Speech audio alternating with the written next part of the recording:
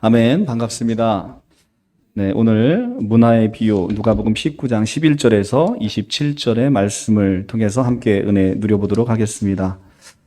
십자가의 죽으심 이후로 예수께서 부활하시고 이제 부활하셔서 40일간 제자들과 함께 계시면서 하나님의 나라에 대해서 많은 것을 이야기해 주셨습니다. 오늘은 열무나 비유를 통해서 우리 예수께서 십자가 지기 전에 일에 대해서 말씀을 하시지만 이 하나님의 나라에 대한 오해, 그리고 우리 주 예수 그리스도, 그리고 하나님에 대한 오해가 우리에게 있어서 얼마나 끔찍한 결과를 가져오는지에 대해서 우리가 한번 은혜를 누려보고자 합니다. 오늘의 말씀은 여러분들이 잘 아는 문화 비유입니다. 마태복음에서는 이 달란트 비유로 병행 본문이 나오기는 합니다만 사실은 두 개의 상황은 약간 다른 측면이 있습니다. 그래서 두 개를 같이 볼 수는 없는 것이고요. 오늘은 문화의 비유를 통해서 우리가 함께 그 의미를 살펴보겠습니다. 오늘 본문은 곧 도래할 하나님의 나라에 관한 비유의 말씀입니다. 그런데 하나님의 나라는 절대 만족이 있고 절대 행복한 곳을 우리가 염두에 두고 있기 때문에 사실 오늘 말씀을 잘못 보게 되면 어떤 우열과 격차가 있는 나라가 하나님의 나라이고 우리가 하나님의 나라에서 열심히 충성 봉사하지 않으면 하나님의 나라의 행복을 맛볼 수 없다는 것으로 잘못 이해하는 경향이 많이 있습니다. 그래서 오늘 이 말씀을 오늘 우리가 바른 신학으로 다시 한번 점검해 보도록 하겠습니다. 오늘 본문은 우리는 아직도 기복적으로 하나님께서 우리에게 나누어 주신 은사와 능력이나 어떤 재능이 있는데 그것을 잘 사용해서 열심히 충성하고 순종하고 선행을 쌓으면 아름다운 열매를 맺어서 하나님의 나라에서 큰 상급을 받는 것으로 이해하고, 그래서 우리가 이렇게 열심히 충성을 다하자라는 본문으로 많은 교회에서 선포되고 있고, 이렇게 말씀을 우리가 오해하고 있는 측면이 있는 본문입니다.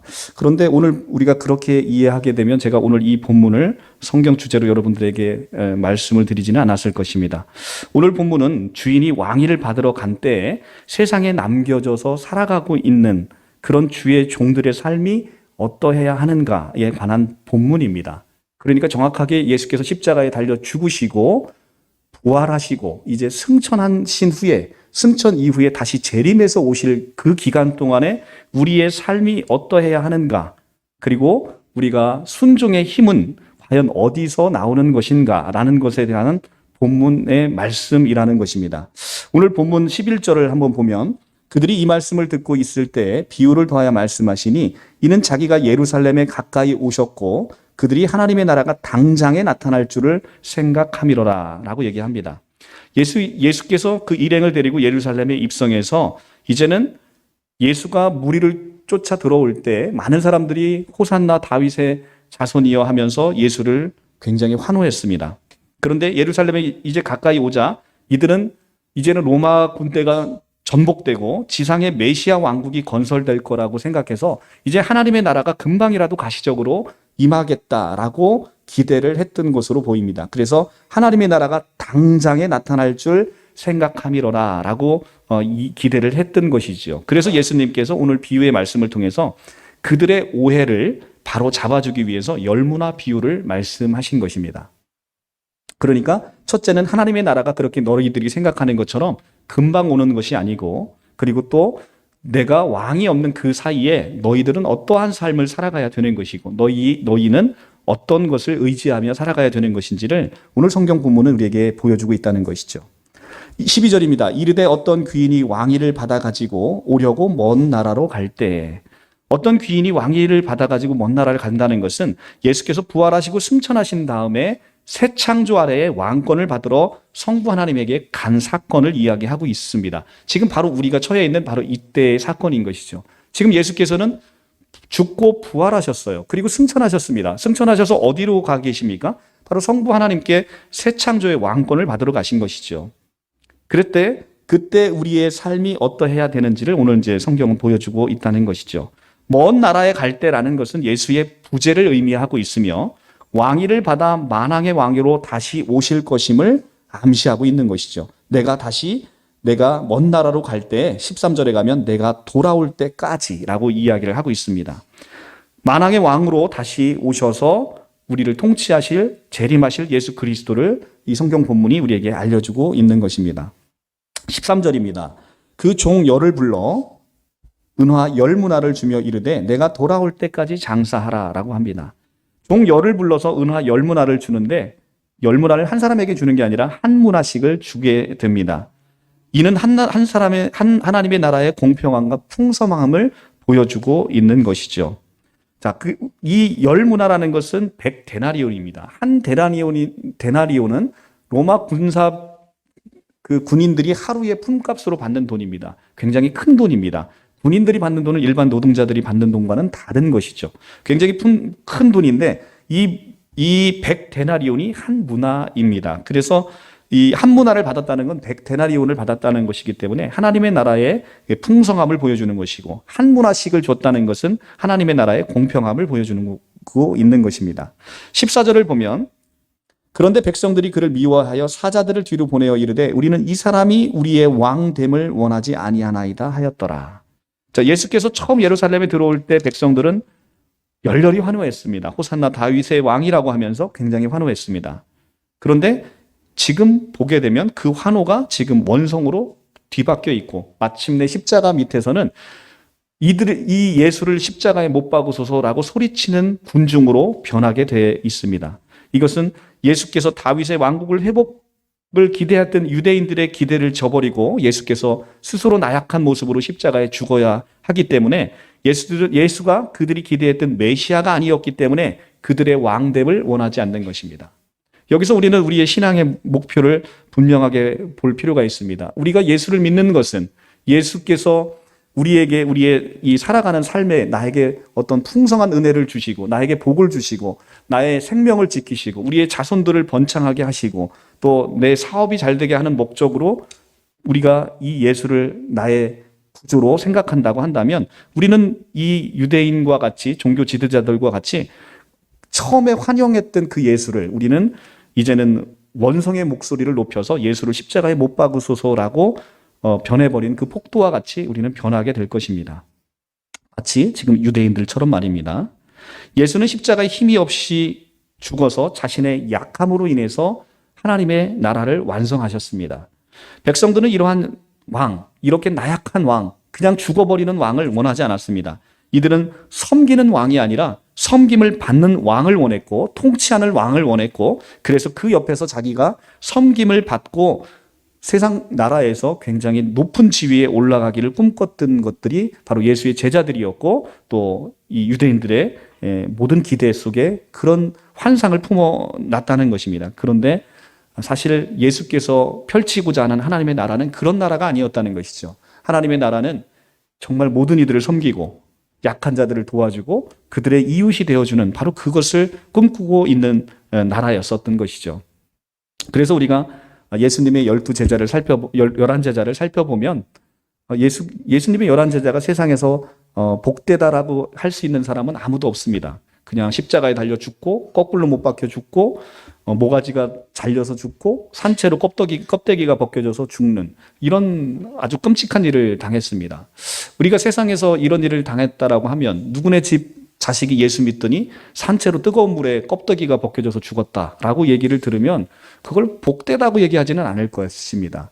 그냥 저주받았다라고 생각할 거예요. 그런데 성경은 그들이 복되다라고 이야기하고 있다는 것이죠. 이처럼 우리는 성경에서 예수를 믿는다는 것은 예수의 십자가를 지고 우리가 함께 예수가 가신 길을 따라간다는 것을 이야기하고 있는 것입니다. 그래서 오늘 본문은 예수님이 십자가에 죽고 부활하셔서 이제 우리 눈에 가시적으로 보이지 않는 상황에서 우리가 얼마나 악한지 이 예수님의 부재 속에서 악한 종이 누구인지가 폭로되는 바로 그것을 우리에게 이야기하고 있는 것입니다. 13절입니다. 내가 돌아올 때까지 장사하라. 장사하라고 얘기합니다. 손해를 보더라도 이 착하고 충성된 종들은 이 말씀을 순종합니다. 그래서 그들은 장사를 열심히 하게 돼 있는 것이죠. 그런데 이들은 사실은 한 문화를 주었기 때문에 이 한 문화를 잃어버리면 모든 것을 잃어버릴 수밖에 없기 때문에 사실은 두려웠을 것입니다. 그렇지만 이들이 순종할 수 있었던 건 하나님의 선하심을 믿기 때문에 순종할 수 있었던 것이죠. 이 주인은 이득에 관심이 있지 않습니다. 다만 이 주인이 관심이 있는 것은 자신의 선하심을 얼마나 자신의 제자들이, 자신이 백성들이, 자신의 그 종들이 자신을 얼마나 믿고 신뢰하고 자신의 선하심을 기대하고 있는지 거기에 관심이 있었던 것이죠. 오늘 본문을 자세히 보시면 장사하라 하시면서 15절에 보면 이렇게 이야기합니다. 귀인이 왕위를 받아가지고 돌아와서 은하를 준 종들이 각각 어떻게 장사하였는지 알고자 하여 그들을 부르니 라고 되어 있습니다. 어떻게 장사하였는지가 궁금했던 거예요. 얼마나 많은 이득을 남겼는지가 관심이 있었던 게 아니라 어떻게 장사를 하였는지가 궁금하셨던 것입니다. 그래서 이 주인의 관심은 이득에 있는 것이 아닙니다. 그리고 오늘 본문을 자세히 보면 주인은 성과에 따라서 차등을 두고 칭찬하지 않으심을 우리가 보게 됩니다. 하나님의 나라에서는 행위의 경쟁을 하지 않습니다. 행위의 경쟁이 있는 곳에는 절대적인 행복이 하나님의 나라에서 있을 수가 없는 것이죠. 충성된 종은 하나님이 부당한 것을 요구하지 않으시는 선한 분이라는 것을 믿고 있었던 사람입니다. 그래서 결과가 어떠하든 내가 하나님의 뜻에 순종해서 열심히 장사를 했을 때 그것의 결과로 인해서 내가 책망받지 않을 것을 확신하는 종이었던 것이죠. 그러니까 사실은 두려움도 없었던 것입니다. 결과에 책임을 지지 않을 것이고 그 결과로 인해서 내가 하나님으로부터, 주인으로부터 책망받을 것이다 라는 생각을 손톱만치도 하지 않았던 것입니다. 그런데 반면 악한 종은 어떻습니까? 장사를 하지 못했습니다. 보면 20절입니다. 또 한 사람이 와서 이르되 주인이여 보소서 당신의 한 문화가 여기 있나이다. 내가 수건으로 쌓아두었나이다. 이는 당신이 엄한 사람인 것을 내가 무서워함이라. 당신은 두지 않는 것을 취하고 심지 않는 것을 거두나이다 라고 얘기를 합니다. 어떻습니까? 이 악한 종은 자기가 장사를 하다가 손해볼 것이 두려웠던 것입니다. 그래서 주인의 꾸중으로 이어질 것이다 라고 주인을 오해했던 것입니다. 이 악한 종은 얼마나 주인이 은혜와 긍휼이 풍성하신 것을 전혀 믿지 못한 종이었던 것이죠. 자신의 주인의 성품을 전혀 알지 못한 것입니다. 자신의 주인이 어떤 분인지를 알지 못한 거예요. 그래서 이 악한 종은 자기 지혜로 왕의 마음을 사고자 했던 것입니다. 그냥 내가 한 문화를 고스란히 가지고 있다 한 문화를 드리면 그로 인해서 적어도 내가 책망은 받지 않지 않겠나라는 자신의 지혜로 왕의 마음을 사고자 했던 것이죠. 15절을 보게 되면 주인이 알고자 했던 것은 얼마 남겼는지가 아니라 어떻게 장사하였는지, 곧 자신의 말에 얼마나 순종했는지를 알고자 하셨음을 우리가 15절에서 봤고요. 16절에 보시면 16절에 그 첫째가 나와 이르되 주인이여 당신의 한 문화로 10문화를 남겼나이다. 자, 지금 첫째 사람은 당신의 한 문화로 10문화를 남겼다고 합니다. 그런데 원어 성경에 있는 정관사 해라는 단어, 이 정관사 해는 영어 성경에 the라는 것으로 표시되어 있는데요. 이 정관사가 번역되지 않은 것이 너무나 아쉽습니다. 이 원어 성경을 보게 되면 어떻게 이것을 보게 되냐면 직역을 하게 되면 이 사람이 열매로 남긴 그 문화는 바로 주인이 예전에 자기에게 줬던 바로 그 한 문화였던 것입니다. 근데 그 한 문화, 바로 그 주인께서 주셨던 바로 그 문화, 그것이 우리 이 번역 성경에서는 빠져 있는 게 너무나 안타까운데 바로 그 한 문화로 이 10문화가 남겨졌다는 것을 원어 성경은 이야기해주고 싶었던 것입니다. 그러니까 중요한 것은 문화 자체에 능력이 있었다는 얘기입니다. 문화 자체, 이 종이 장사를 잘해서 10문화를 남긴 게 아니라 그 문화 자체가 열매를 맺는 정말 능력 있는 문화였다는 것을 원어 성경은 얘기해주고 싶었던 거예요. 그래서 바로 당신께서 주셨던 그 한 문화가 10문화를 남겼나이다. 이렇게 번역이 돼야 정확한 번역이었다는 것입니다. 그래서 영어 성경의 NIV를 보면 Sir, your 문화 has earned 10 more 이렇게 되어 있습니다. Your 문화 has earned, 당신의 문화가 벌어들였습니다. 10 more, 10개를 더 벌어들였습니다. 이렇게 지금 번역을 해놨습니다. 아주 적절한 번역인 것이죠. 그러니까 주어가 뭐냐면 종이 장사해서 남긴 게 아니라 your 문화, 당신께서 주셨던 그 문화가 10문화를 남겼다라는 것을 이야기해주고 있다는 것이죠.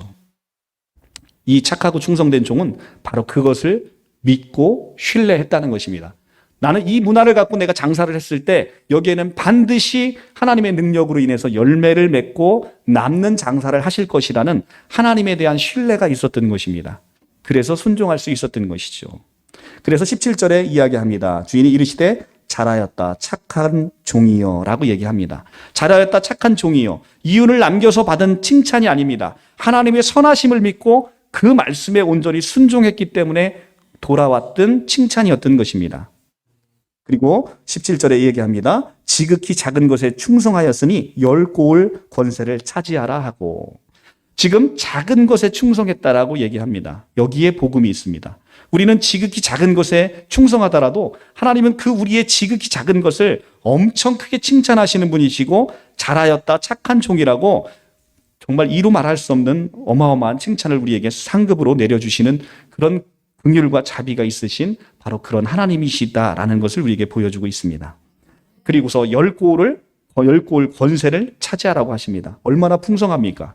자신이 준 돈 그 자체가 저절로 이윤을 남기도록 하시고 그 모든 공을 지금 누구에게 돌렸습니까? 이 착하고 충성된 종에게 돌렸습니다. 근데 사실 언어 성경으로 보면 이 이윤을 남긴 건 뭐가 남겼습니까? 그 하나님께서 주신 그 문화가 지금 이윤을 남겼음에도 불구하고 그 모든 공을 지금 누구에게 돌립니까? 우리에게 돌리고 있다는 것이죠. 우리에게 돌리고 있다는 것입니다. 그것이 바로 하나님의 큰 은혜라는 것입니다. 그뿐 아니라 주인이 남긴 이 종이 남긴 이윤을 이 주인은 수거해 가지 않고 오히려 그 남긴 이윤으로는 도저히 살 수도 없고 얻을 수도 없는 10고을 다스리는 권세를 보상으로 주시는 것이죠. 이것이 하나님의 풍성함입니다. 자, 둘째가 와서 또 한 문화로 5문화를 만들었다라고 얘기합니다. 18입니다. 18절. 그 둘째가 와서 이르되 주인이여 당신의 한 문화로 5문화를 만들었나이다. 자, 한 문화로 5문화를 만들었다고 얘기합니다. 근데 여기서 주의해서 여러분 보셔야 될 게 10문화를 남긴 사람은 남겼다라는 표현을 씁니다. 헬라어로 프로세르가사토라는 단어를 씁니다. 그런데 여기 둘째 사람은 5문화를 남겼다라고 표현하지 않고 5문화를 만들었다라고 표현하고 있습니다. FESN이라는 헬라어 단어를 쓰고 있습니다. 두 개의 단어가 완전 달라요. 그러니까 지금 5문화를 남긴 사람은 인간의 행위적인 요소를 강조한 사람입니다. 그래서 이 사람은 영적으로 10문화를 남긴 사람보다 어두워 있는 사람이에요. 10문화를 남긴 사람은 이 문화 자체가 10문화를 남기는 하나님의 능력이 있음을 믿고 있었던 사람이에요. 영적으로 밝아 있는 사람입니다. 그런데 이 5문화에 만든 사람은 이 문화에 힘을 믿는 게 아니라 거기에 자신의 노력이 가미돼서 내가 5문화를 만들었나이다 라고 지금 이야기하고 있는 것이죠. 자신의 육체를 신뢰하고 있는 사람임을 보게 되는 겁니다. 그런데 이 육체의 연습도 약간의 유익은 있다라고 사도 바울이 이야기한 것처럼 하나님은 그 문화의 힘이 아닌 자신의 육체를 더 신뢰하는 자에게조차도 풍성한 은혜를 베푸셔서 5고을을 차지하는 권세를 주십니다.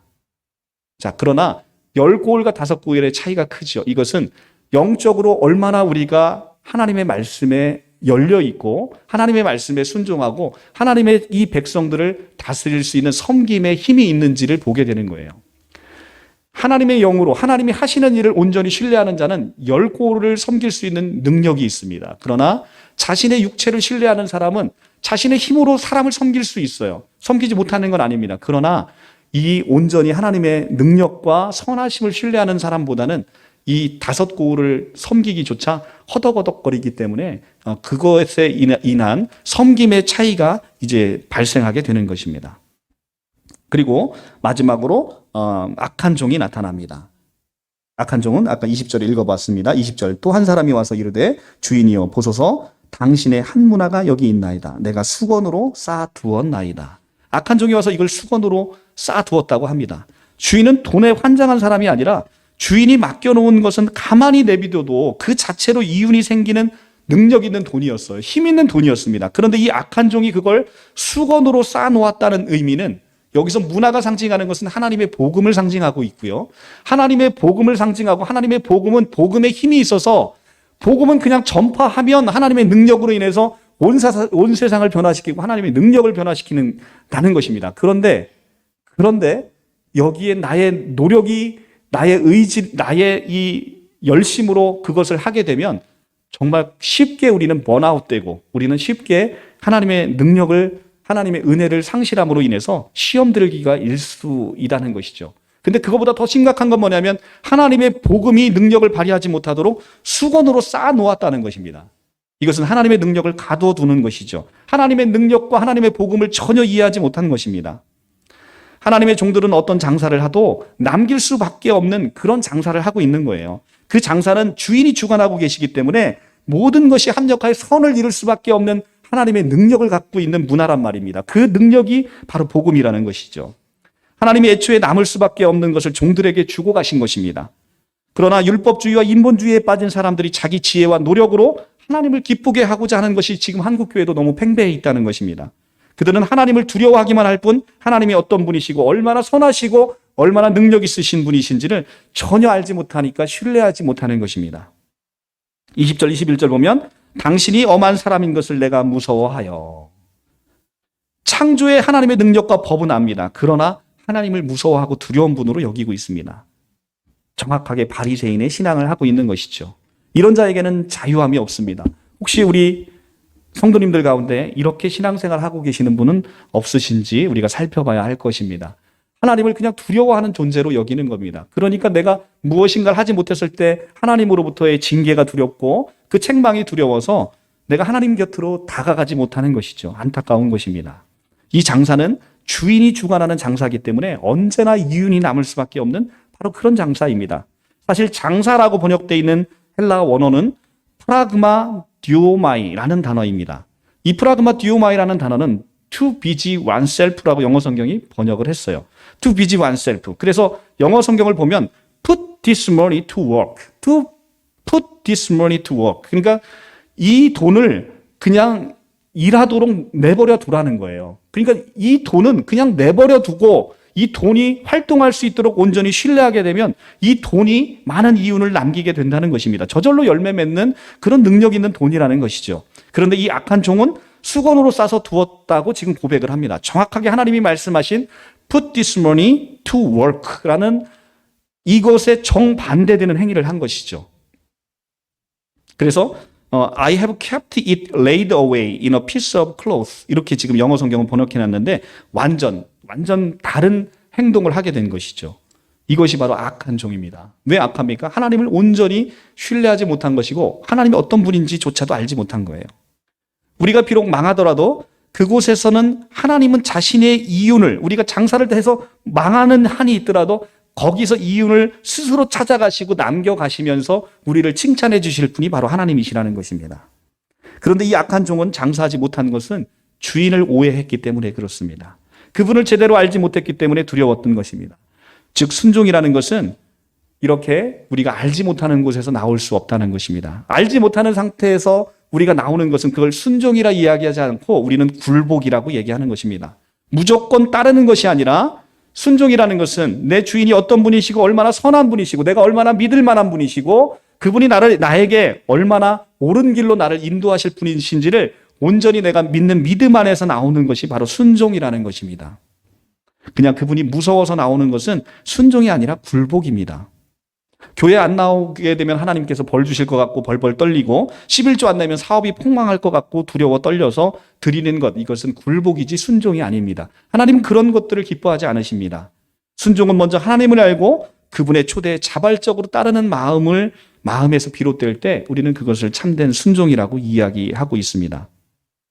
그래서 우리가 먼저 해야 될 것은 바로 우리 주 예수 그리스도, 우리의 주인 되신 왕 되신 그분이 어떤 분이신지, 그리고 그분은 얼마나 선하신 분인지, 우리를 위해서 무엇을 하셨고 우리를 위해서 무엇을 기대하시는지를 우리가 온전히 알 때 그분 안에서 참된 은혜를 누리게 되고 그분을 신뢰하게 되고 그분을 따라갈 수 있게 되는 것이죠.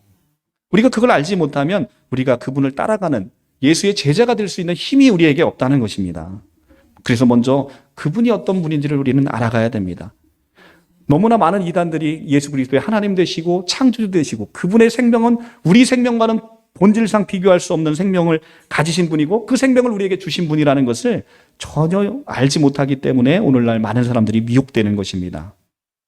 무조건 담임 목사의 말이라면 그냥 무조건 아멘하고 있는 것. 이것은 한국교회를 망하게 하는 길입니다.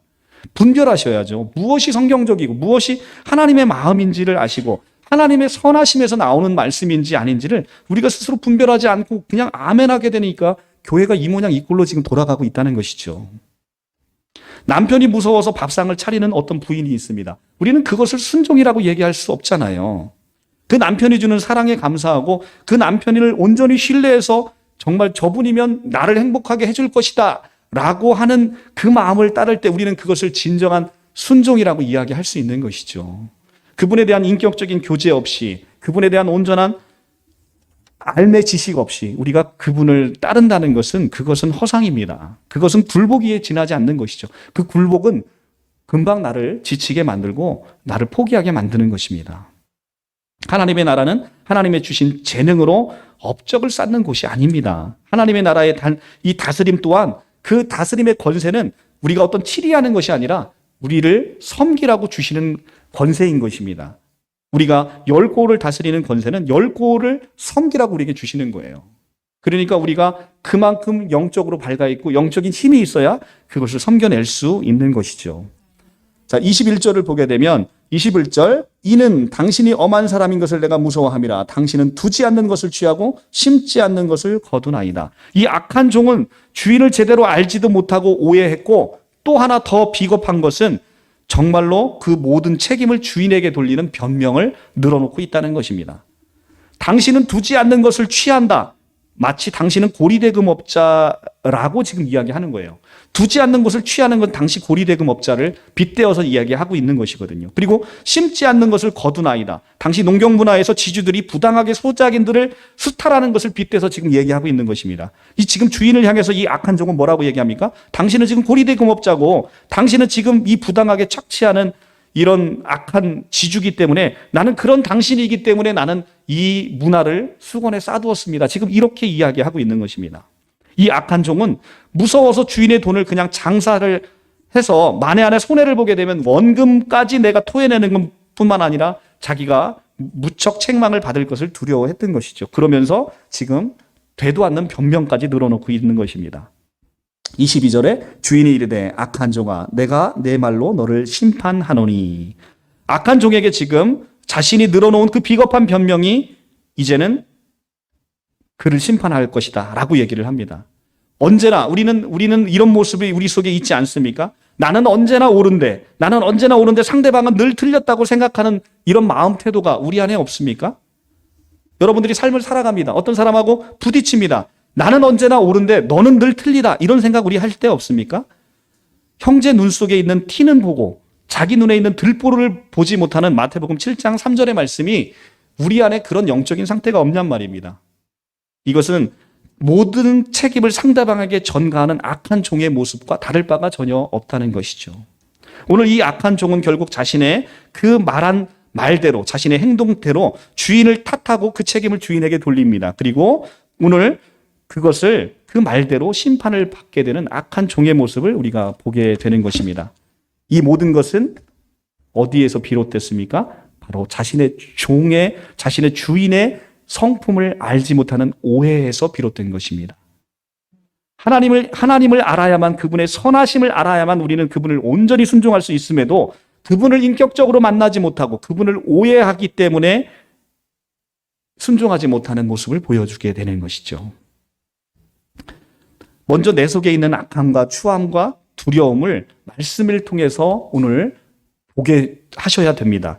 오늘 우리를 다스리는 왕의 부재 속에서 우리는 얼마나 그 속에서 악함과 추함과 두려움 속에서 살아가고 있는지를 우리가 보셔야 되는 것입니다. 그것은 지금 왕이 없는 곳에서, 가시적으로 보이지 않는 곳에서, 그분을 온전히 신뢰하지 못하는 곳에서 나오는 것이죠.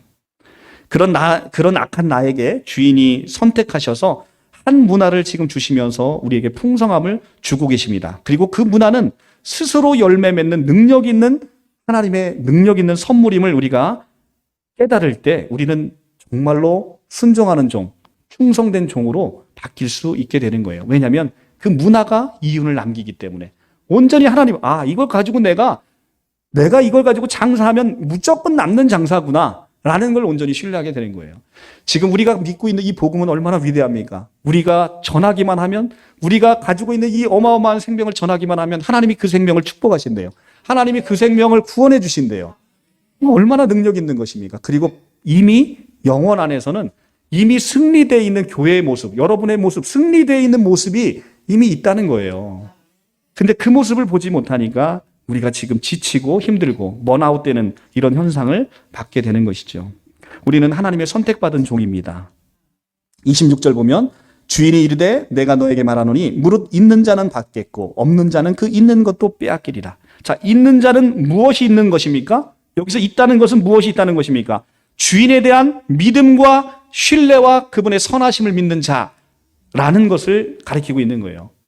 주인에 대한 온전한 믿음이 있는 자를 이야기하고 있는 거예요. 그것이 바로 있는 자입니다. 그 있는 자는 내가 주인이 이르되 내가 너에게 말하노니 무릇 있는 자는 받겠고 있는 자는 받게 되는 거예요. 뭘 받습니까? 영생을 받고 하나님의 나라를 선물로 받는 것이죠. 다스리는 권세를 받게 되는 것이죠. 그런데 없는 자는 뭐가 없습니까? 바로 하나님의 선하심과 인자하심과 우리 하나님이 어떤 분인지를 전혀 알지 못하는 것, 그 믿음이 없는 것, 그 신뢰가 없는 것, 그 은혜가 없는 것, 그것을 우리는 없는 자라고 하는 것입니다. 결국 주인의 왕되심을 이들은 원치 않는 단계까지 가게 되는 것이요. 하나님에 대한 믿음이 없고 신뢰가 없고 은혜가 없고 그렇기 때문에 늘 세상에서 불평불만이 있고 늘 남 탓하게 되고 너 때문에 내가 이렇게 됐다라고 이야기하는 자는 결국 하나님의 통치를 거부하게 되는 것이죠. 하나님은 여러분을 다스리시기 원하십니다. 여러분들은 옛사람 안에서 아담의 이 후손 안에서는 마귀의 통치 아래에 있는데 이제 아들의 사랑의 나라로 옮겨져서 하나님의 나라의 통치를 받고 있는 사람들이잖아요. 그런데 여러분들은 그럼에도 불구하고 우리의 옛사람은 여전히 하나님의 통치를 받기 싫어하는 것이죠. 내 삶의 주인이 여전히 내가 되고 싶은 거예요. 그런 삶은 결국은 불행하게 되고 결국은 파국으로 치닫고 죽음이 찾아올 뿐이라고 이야기하고 있습니다. 이것은 이런 하나님에 대한 오해, 우리 주 예수 그리스도에 대한 오해는 불순종을 가져오게 되고 이 불순종은 결국 죄와 사망에 이르게 하는 것임을 오늘 성경은 우리에게 보여주고 있습니다. 여러분 오늘 이 시간에 하나님을 우리가 선하심을 온전히 오해하지 마시고 말씀 속에서 분명히 하나님의 선하시고 긍휼이 풍성하신 하나님을 온전히 만나기를 원합니다. 오해는 언제나 나의 생각과 나의 이 그릇된 가치관에서 비롯되고 있습니다. 나는 언제나 옳고 내가 나의 삶의 왕이라는 것에서 비롯되고 있습니다. 이것이 하나님에 대한 오해에서 시작되고 있는 거예요. 내가 무엇인가를 해야 된다라고 생각하는 거예요. 그런데 정작 하나님은 여러분들의 무엇을 기대하지 않는다는 것입니다. 그냥 하나님이 여러분에게 기대하는 건 그냥 나를 믿고 따라오라는 것이에요. 그냥 우리가 어린아이가 높은 데서 아빠가 두 손을 벌리고 있으면 그냥 과감하게 뛰어내리잖아요. 왜? 아버지를 온전히 신뢰하니까 아버지가 나를 다치지 않게 나를 받아줄 것을 우리가 인식하기 때문에 그 어린아이는 두려움이 없는 거예요. 우리가 하나님을 알 때, 하나님은 진정 우리가 하나님을 오해하지 않을 때, 하나님의 선하심을 믿을 때 우리는 자신 있게 그 길, 십자가의 길을 갈 수 있는 거예요. 십자가의 길, 저도 무섭고 두려워요. 그런데 하나님을 믿게 되면, 하나님을 온전히 신뢰하게 되면 그 십자가는 거뜬히 질 수 있는 짐이라고 하나님은 말씀해 주시고 있는 겁니다. 왜냐하면 네가 지는 게 아니라 내가 그 십자가를 질 거기 때문에 너 걱정하지 말고 나를 따라오라 라고 오늘 우리를 초대하시는 것입니다. 로마서 8장 32절에 이렇게 말씀하십니다. 자기 아들을 아끼지 아니하시고 우리 모든 사람들을 위하여 내주시니가 어찌 그 아들과 함께 모든 것을 우리에게 주시지 않겠느냐라고 하십니다. 하나님은 이미 여러분을 위해서 또 저를 위해서 여러분들의 그 모든 죄값을 위해서 자신의 가장 귀한 독생자 예수 그리스도를 내어주셨습니다. 자기 아들도 아끼지 아니하고 내어주시니가 무엇이 아까워서 여러분들에게 내어주시지 않겠습니까? 모든 것을 여러분들에게 내어주시겠다라고 하나님 약속하셨습니다. 오늘 우리가 착하고 충성된 종이라는 것은 온전히 그 순종은 어디서 나오는 힘이냐면 우리 하나님이 나를 절대로 포기하지 않으시는 분이시라는 것. 언제나 나를 존귀하고 보배롭게 여기시니라는 분이라는 것. 그래서 내가 정말 잘 되기를 원하고 나를 축복하는 자를 축복하고 나를 저주하는 자를 저주하겠다라고 그 약속하신 아브라함에게 약속하신 그 약속을 우리에게도 풍성하게 부어주실 하나님이라는 것. 우리는 그것을 신뢰할 때 그 안에서 진정한 순종의 힘이 우리에게 나올 줄 믿습니다. 우리 사랑하는 성도님들이 모두 다 이렇게 하나님을 인격적으로 만남으로 아름다운 순종의 열매를 맺어가시기를 간절히 기도합니다. 기도하겠습니다.